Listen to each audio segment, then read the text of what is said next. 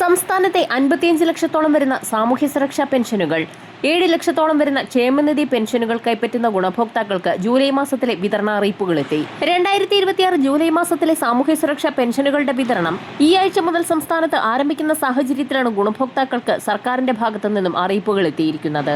വാർദ്ധക്യകാല വിധവാ പെൻഷനുകൾ, ഭിന്നശേഷി പെൻഷനുകൾ, അവിവാഹിത പെൻഷനുകൾ, കർഷക തൊഴിലാളി പെൻഷനുകൾ കൈപ്പറ്റുന്ന ഗുണഭോക്താക്കൾക്ക് പുറമെ ക്ഷേമനിധി ബോർഡുകൾ വഴി പെൻഷൻ തുക സ്വീകരിക്കുന്ന ഗുണഭോക്താക്കൾക്കും വർദ്ധിപ്പിച്ച പെൻഷൻ തുകയടക്കം എത്തിച്ചേരാൻ പോകുന്ന സാഹചര്യത്തിലാണ് ക്ഷേമ പെൻഷൻ ഗുണഭോക്താക്കളുടെ എണ്ണം കുറയ്ക്കും എന്നുള്ള അറിയിപ്പുകൾ പുറത്തു വന്നിരിക്കുന്നത്. മസ്റ്ററിംഗിന് പിന്നാലെ കർശന പരിശോധന ആരംഭിക്കുകയാണ്. ജൂലൈ മാസത്തിലെ സാമൂഹ്യ സുരക്ഷാ പെൻഷനുകൾ, ആനുകൂല്യങ്ങൾ എന്നിവ വിതരണം ചെയ്യുന്നതിലേക്കായി സംസ്ഥാന സർക്കാർ കഴിഞ്ഞ ദിവസമായിരുന്നു മുംബൈ ഫോർട്ട് ഓഫീസിൽ ഇ-കുബേർ പോർട്ടൽ വഴി കടമെടുപ്പ് ലേലം നടത്തിയത്. തുക എത്തിച്ചേർന്ന സാഹചര്യത്തിൽ പെൻഷൻ വിതരണ നടപടികൾ ഇന്നു മുതൽ സംസ്ഥാനത്ത് ആരംഭിക്കും. 24-25 തീയതികളിലായി ഗുണഭോക്താക്കളുടെ ബാങ്ക് അക്കൗണ്ടുകളിലേക്കാണ് 26 ലക്ഷത്തോളം വരുന്ന ആളുകൾക്കും തുക ആദ്യഘട്ടത്തിൽ എത്തിച്ചേരുക. ഇതോടൊപ്പം തന്നെ 24 ലക്ഷത്തോളം വരുന്ന ഗുണഭോക്താക്കളുടെ കൈകളിലേക്കുള്ള വിതരണവും തിങ്കളാഴ്ച മുതൽ സംസ്ഥാനത്ത് സജീവമാകും. പെൻഷൻ തുക വിതരണത്തിന് കൈമാറിയതായി സേവന സൈറ്റിൽ സ്റ്റാറ്റസ് കാണിച്ചിട്ടുള്ള മുഴുവൻ ഗുണഭോക്താക്കൾക്കും ഒരു മുടക്കവും കൂടാതെ ജൂലൈ മാസത്തിലെ പെൻഷൻ തുകയായ 2000 രൂപ വീതം എത്തിച്ചേരും. ജൂലൈ മാസം മുതൽ അടിസ്ഥാന പെൻഷൻ ഇനത്തിൽ 3000 രൂപ വീതം ഗുണഭോക്താക്കളിലേക്ക് എത്തിച്ചേരുമെന്ന് അറിയിപ്പുകൾ ഉണ്ടായിരുന്നെങ്കിൽ പോലും ക്ഷേമ പെൻഷൻ മസ്റ്ററിംഗിന് പിന്നാലെ നടത്താൻ പോകുന്ന കർശന പരിശോധനകൾക്ക് കൂടി ശേഷം മാത്രമേ പെൻഷൻ തുക 3000 രൂപ വീതം കൃത്യമായി ഗുണഭോക്താക്കളിലേക്ക് എത്തിച്ചേരൂ. സംസ്ഥാനത്ത് സാമൂഹ്യക്ഷേമ പെൻഷൻ ഗുണഭോക്താക്കളുടെ എണ്ണം കുറയുമെന്നുള്ള റിപ്പോർട്ടുകൾ പുറത്തു വന്നിരിക്കുകയാണ്. വെള്ളിയാഴ്ച തുടങ്ങിയ മസ്റ്ററിംഗ് പൂർത്തിയായ ശേഷം കർശന പരിശോധനയിലൂടെ അനർഹരെ ഒഴിവാക്കാനാണ് നീക്കം. നിലവിൽ 66.22 ലക്ഷം ഗുണഭോക്താക്കളാണുള്ളത്.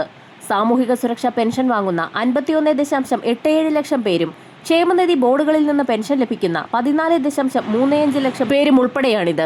ഇത്രയധികം പേർക്ക് UDF സർക്കാർ പ്രഖ്യാപിച്ച 3000 രൂപ വീതം പെൻഷൻ നൽകണമെങ്കിൽ മാസം തോറും 1986 കോടി രൂപ വേണം. നിലവിൽ 2000 രൂപയാണ് പെൻഷൻ. അനർഹരെ ഒഴിവാക്കി വർദ്ധിപ്പിച്ച പെൻഷന്റെ സാമ്പത്തിക ബാധ്യത കുറച്ചുകൊണ്ടുവരാനാണ് സർക്കാർ ശ്രമം. എല്ലാ വർഷവും മസ്റ്ററിംഗ് കഴിയുന്നതോടെ മരിച്ച പെൻഷൻ ഗുണഭോക്താക്കൾ ഒഴിവാക്കപ്പെടാറുണ്ട്. എന്നാൽ പുതുതായി പെൻഷന് അപേക്ഷിക്കുന്നവർ അതിൽ കൂടുതലുമാണ്. പ്രാദേശിക നേതാക്കളുടെ ഇടപെടലുകളടക്കം ഇതിന് കാരണമാകാറുണ്ട്. ഇത്തരത്തിൽ അനർഹമായി കടന്നുകൂടിയവരെ പൂർണ്ണമായും ഒഴിവാക്കും. പുതിയ അപേക്ഷകൾക്ക് അംഗീകാരം നൽകുന്നതിന് മുൻപും പരിശോധന കർശനമാക്കും. കുടുംബ വാർഷിക വരുമാനം 1 ലക്ഷം രൂപയിൽ കൂടുതലുള്ളവർ, 1 ഏക്കറിൽ കൂടുതൽ ഭൂമിയുള്ളവർ, ആദായ നികുതി നൽകുന്നവർ, 1000 cc വാഹനമുള്ളവർ, മറ്റ് പെൻഷൻ വാങ്ങുന്നവർ തുടങ്ങിയവർ നിലവിൽ ക്ഷേമ പെൻഷന് അർഹരല്ല. എന്നാൽ വരുമാന പരിധി കുറച്ചു കാണിച്ചും വിദേശത്ത് ജോലിയുള്ളവരുടെ വിവരം മറച്ചുവെച്ചും ഒട്ടേറെ പേർ പെൻഷൻ വാങ്ങുന്നുണ്ട്. ഇത് സർക്കാരിന്റെ ശ്രദ്ധയിൽപ്പെട്ടിരിക്കുകയാണ്. അർഹരായവർ ഒഴിവാക്കപ്പെടുന്നില്ലെന്ന് ഉറപ്പാക്കാനായി മാനദണ്ഡങ്ങളിലും പരിഷ്കരണമുണ്ടാകും. ജീവൻ രേഖ പോർട്ടലിലുണ്ടായ തകരാർ കാരണം ക്ഷേമ പെൻഷൻ മസ്റ്ററിംഗ് ആദ്യ ദിവസം മണിക്കൂറുകളോളം മുടങ്ങിയിട്ടുണ്ട്. സംസ്ഥാന ഡേറ്റാ സെന്ററിലുണ്ടായ സാങ്കേതിക പ്രശ്നമാണ് കാരണം.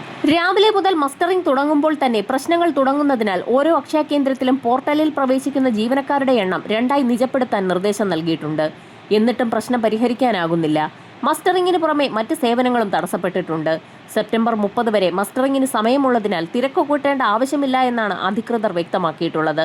സെപ്റ്റംബർ 30 വരെ നിലവിൽ വാർഷിക മസ്റ്ററിംഗിന് സമയം അനുവദിച്ചിട്ടുള്ളതുകൊണ്ട് തന്നെ നിലവിൽ ഒരു മുടക്കവും കൂടാതെ ജൂൺ മാസം വരെ പെൻഷൻ തുക ലഭിച്ചുകൊണ്ടിരുന്ന മുഴുവൻ ഗുണഭോക്താക്കൾക്കും സെപ്റ്റംബർ മാസം വരെ വിതരണം ചെയ്യുന്ന പെൻഷന് അർഹതയുണ്ടായിരിക്കും.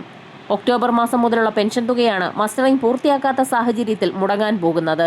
സർക്കാരിന്റെ ഭാഗത്തു നിന്നും കൂടുതൽ അറിയിപ്പുകൾ ഉടൻ പുറത്തുവരും. വരും മണിക്കൂറുകളിലെ സർക്കാർ അറിയിപ്പുകൾക്കായി ചാനൽ സബ്സ്ക്രൈബ് ചെയ്യാൻ മറക്കാതിരിക്കുക.